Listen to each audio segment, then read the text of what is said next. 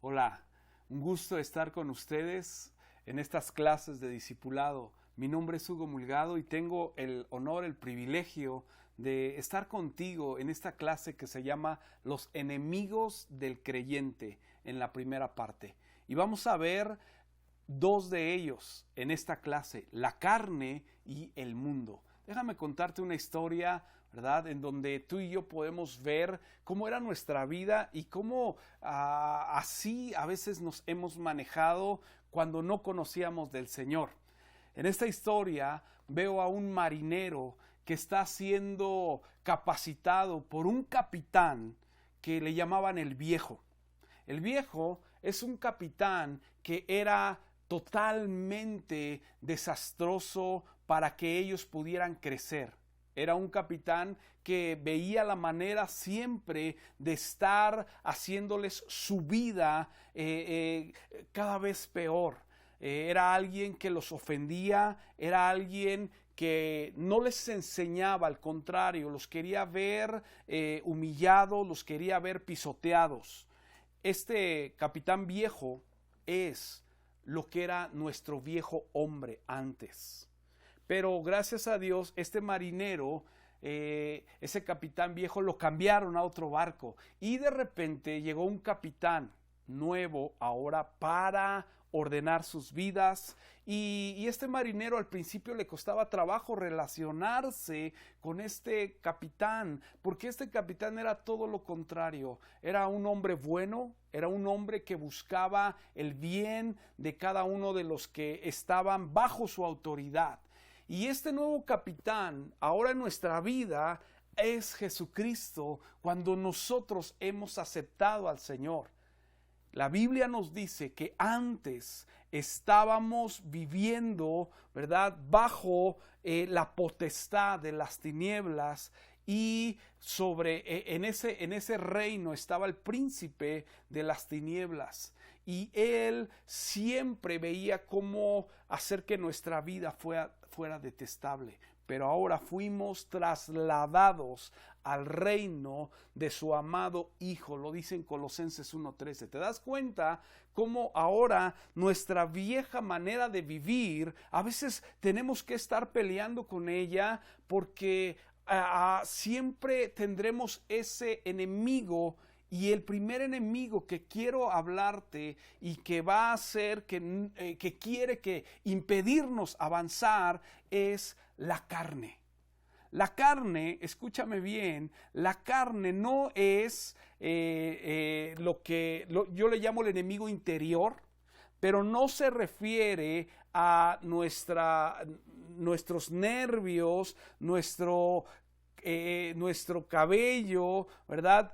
No se refiere a eso, ¿sí? La carne es, si lo puedo definir así, es la tendencia que tenemos presente dentro de cada persona a funcionar de manera independiente de Dios y centrarnos en nuestros intereses sin tomar en cuenta lo que Dios dice en su palabra. Entonces, es esa predisposición que tenemos a pecar. Y ese es un enemigo que vamos a tener constantemente. Y yo quiero ponerte un ejemplo de esto rápido, ¿sí? Cuando nosotros no habíamos nacido de nuevo, el capitán Viejo, por así decirlo, dominaba nuestra naturaleza caída. ¿Sí? Ese viejo hombre que está dentro de nosotros, sus acciones que la refieren Gálatas 5:19, que era, ¿verdad?, que dice que son las obras de la carne, nos habla de adulterio, de fornicación, de iras, de contiendas y de toda clase de obras de la carne, de pleitos, de celos, de homicidios, de borracheras y de toda clase de cosas semejantes, ¿verdad?, de este tipo de obras. Son una manera de manifestar el viejo hombre. Y cuando tú y yo nos seguimos comportando así, estamos sucumbiendo bajo ese enemigo. Y quiero ponerte un ejemplo, aunque te quiero decir, nosotros somos responsables, ¿verdad?, de volver a ese viejo hombre inoperante que ya no domine. pero es una batalla de todos los días. Un ejemplo de esto es un gran hombre, el rey David. El rey David fue vencido por la carne y fue vencido, ¿verdad? Por ese enemigo interior. Segunda de Samuel, en el capítulo 11, en el versículo 1 al 27, nos narra una historia en donde podemos ver cómo la carne operó. Nos narra, ¿verdad?, cómo el rey David, en lugar de salir a la guerra, decide quedarse y levantarse muy tarde. Y cuando estaba paseándose en la terraza, vio a una mujer muy hermosa e investigó quién era, la trajo y tuvo relaciones con ella, a pesar de que esa mujer era casada. Y al poco tiempo se da cuenta que queda embarazada. La historia nos dice, ¿verdad?, que manda a traer a su esposo para que su esposo se acueste con ella y tratar de ocultar su pecado. La carne siempre va a dar a luz muerte. La carne siempre va a dar luz, la separación de la voluntad de Dios en nuestras vidas. Natán, el profeta, en el capítulo 12 vemos cómo llega delante de él y le dice cómo es que la carne lo venció. ¿Por qué la carne lo venció? Quiero leerte segunda de Samuel 12:9. Importante. Un hombre de Dios, pero fue vencido por este enemigo que tú y yo tenemos que tener muy en cuenta. Natán, ¿verdad? El profeta le dice en el versículo 9, dice, ¿por qué pues tuviste en poco la palabra de Jehová, haciendo lo malo delante de sus ojos? Y le dice, ¿verdad? A Urías, Eteo, heriste a espada y tomaste por mujer a su mujer y a él lo mataste con la espada de los hijos de Amón. Cuando la palabra le dice, ¿por qué tuviste en poco? Es desestimar o rechazar. Eso nos habla de que la carne actuó y él vivió de manera independiente. El rey David desechó, ¿verdad?, el consejo de Dios para querer vivir como él quería. Él sabía que en Éxodo 20 la palabra dice del verso 13 al 17, no matarás, no cometerás adulterio, ¿verdad? No desearás, no codiciarás, la mujer de tu prójimo, y todo eso él lo sabía, pero decidió actuar independientemente. Y eso el enemigo a través de la carne siempre lo va a querer utilizar en nosotros. Quiero ir a más, ¿verdad? ¿Cómo le hago para vencer a la carne? Tenemos que ver lo que hizo Urías. Urías, rápido te lo digo, ¿verdad? Lo que hizo Urías cuando David se da cuenta de que no va a dormir con su esposa y le pregunta, ¿por qué no dormiste con tu esposa? En el versículo 10 del capítulo 11 de segunda de Samuel, Urías le responde a David. Dice, y Urías respondió a David, el arca e Israel y Judá están bajo tiendas. Cuando David estaba ocioso, el arca, que representa la presencia de Dios, no estaba con David. Y Urías quería estar donde está la presencia de Dios. Para que tú y yo podamos vencer a la carne, primer punto, tenemos que amar la presencia de Dios y querer estar en la presencia de Dios. Más adelante, ¿verdad?, le dice, mi señor Joab y los siervos de mi señor en el campo. Ellos, ¿verdad?, están en el campo. Yo no puedo estar aquí. Eso me habla de estar bajo autoridad. Tú y yo, si queremos vencer a la carne, tenemos que ponernos bajo autoridad y no centrarnos en nosotros mismos. La carne se debilita cuando la ponemos bajo la autoridad de Dios y de los siervos de Dios, los pastores, tus líderes, tus maestros. Y el último punto es que Urías tenía el derecho de dormir con su esposa, pero lejos de tomar su derecho, decidió morir a sus derechos. Esas son las tres maneras de vencer a la carne. La presencia de Dios, buscarla, anhelar la presencia de Dios, estar bajo autoridad y morir a lo que yo quiero para vivir, para lo que he nacido Tú y yo tenemos que aprender eso. Y el segundo enemigo, ¿verdad? Lo podemos ver, es el mundo. El mundo no nos habla, escúchame, la Biblia dice en 1 Juan 2:15, no améis al mundo ni las cosas que están en el mundo. Si alguno ama al mundo, el amor del Padre no está en él. Hay muchos versículos que nos hablan de que no podemos tener amistad con el mundo. Ahora, el mundo no se refiere al planeta Tierra. El mundo no se refiere a las personas, porque Dios ama al mundo, ¿verdad? Y ama a la gente. Dice la Biblia que de tal manera amó Dios al mundo, a la gente, ¿verdad? Que ha dado a su Hijo unigénito. Juan 3:16, lo sabemos. Entonces, ¿qué es el mundo? El mundo, si yo te puedo dar una definición del mundo, el mundo es un sistema donde reina y domina el pecado. Y es controlado, ¿verdad?, por Satanás. Y es organizado en contra de Dios y en contra de su justicia. Y el mundo tiene, como podríamos decir, 3 puntos indispensables para atraernos. Recuerda, la carne es nuestro primer enemigo, que ya lo vimos. Segundo es el mundo. Y el mundo va a operar a través, obviamente, de la carne, que sería su primer frente, porque en 1 Juan 2:16 nos define cuál es este sistema que te estoy hablando. 1 Juan 2:16 dice, porque todo lo que hay en el mundo, en este sistema, y nos habla de 3 puntos: los deseos de la carne, los deseos de los ojos y la vanagloria de la vida, no provienen del Padre, sino del mundo. Te lo voy a explicar rápido. Los deseos de la carne, ya lo vimos un poquito, es parte de esos apetitos que están dentro de nosotros y que, escúchame, aunque estos en realidad no son malos. Por ejemplo, un deseo, un apetito que tenemos es comer, pero el enemigo en el mundo lo transforma y lo deforma más bien al grado de que en lugar de ser algo sano, sea algo que nos va a dañar. Por ejemplo, el deseo de comer, el enemigo lo vuelve en gula, ¿verdad? En glotonería.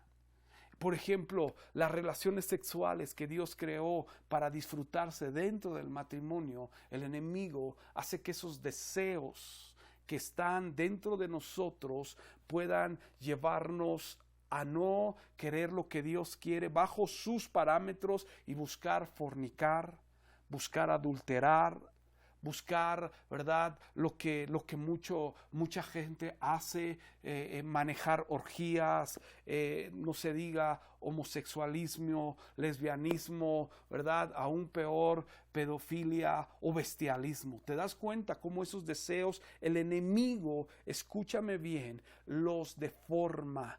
Y eso es parte de los deseos de la carne. En Romanos 13:13 dice, andemos como de día honestamente, no en glotonerías y borracheras, no en lujurias y lascivias, no en contiendas y envidias, sino vestidos del Señor Jesucristo, y no proveáis para los deseos de la carne. Quiero seguir adelante porque esto siempre el enemigo lo va a poner. Con Eva, ¿verdad? Le dijo, Eva vio y dijo que el árbol era bueno para comer, los deseos de la carne. Quiero seguir adelante porque estos deseos son como una carnada en un anzuelo, o como un queso, ¿verdad?, en una ratonera, que sabemos que si tomamos eso que el enemigo pone nos va a destruir. Entonces los deseos de la carne es una parte de ese sistema del mundo. Otra parte del sistema del mundo son los deseos de los ojos. Tú y yo tenemos que cuidar cómo y qué es lo que estamos viendo, porque los deseos de los ojos alimentarán nuestra mente y corromperán, ¿verdad? Si no somos sabios, corromperán todo lo hermoso que Dios ha creado. Te quiero decir que una de las maneras que el enemigo utiliza en el mundo lo que vemos, por ejemplo, es la pornografía. La pornografía, ¿verdad?, son los deseos de los ojos para codiciar, ¿sí?, para no conformarnos y agradecer los que estamos casados, o si no estás casado, ¿verdad? Lo que Dios va a preparar para ti, y siempre lo va a deformar. Por ejemplo, los deseos de los ojos, ¿verdad? Tener y querer siempre la última moda, querer el carro, ¿verdad? 0 kilómetros, cuando en realidad a lo mejor ni lo podemos pagar, no se puede pagar y ni siquiera es necesario para lo que hacemos. Entonces, tú y yo tenemos que tener cuidado, porque la mujer en el huerto dice en Génesis 3:6 que vio que era agradable a los ojos y árbol codiciable para alcanzar sabiduría, y tomó de su fruto y comió. Si no cuidamos, los deseos de nuestros ojos nos llevarán a alimentarnos en nuestra mente, y esa mente nos llevará a accionar en contra de lo que Dios quiere. Quiero terminar con la última parte del sistema del mundo. El sistema del mundo también es la vanagloria de la vida, ¿verdad? Es decir, el buscar la ambición del poder, ¿sí? Cuando Eva se le presentó eso, le dijo, seréis como Dios. Y entonces ella dijo, bueno, tendré el poder. Y eso fue lo que hizo que el enemigo lo utilizara para apartarlos del plan de Dios, y tú ya sabes la historia. ¿Cómo le hago para vencer al mundo? ¿Cómo le hago? Porque el mundo es tan peligroso que nos quedará apartar. Quiero darte un ejemplo de cómo el mundo te quiere arrancar, me quiere arrancar de los grandes propósitos que Dios tiene. Y uno de ellos lo puedo ver a través de un hombre que tenía grandes colaboradores, que tenía grandes hombres de Dios alrededor. Su nombre era Demas. Déjame decirte que en Filemón 1:23 nos hablan de Demas, y está hablando Pablo a Filemón y le dice, te saluda Epafras, mi compañero de prisiones por Cristo Jesús, y después dice Marcos, Aristarco y Demas y Lucas, mis colaboradores. Demas aparece como un colaborador, y luego más adelante, ¿verdad? En el versículo, en Colosenses 4, al final, en el versículo 14, dice ahí que también os saludan Lucas, el médico amado, y Demas, que eran colaboradores, estaban sirviendo al lado del gran apóstol Pablo.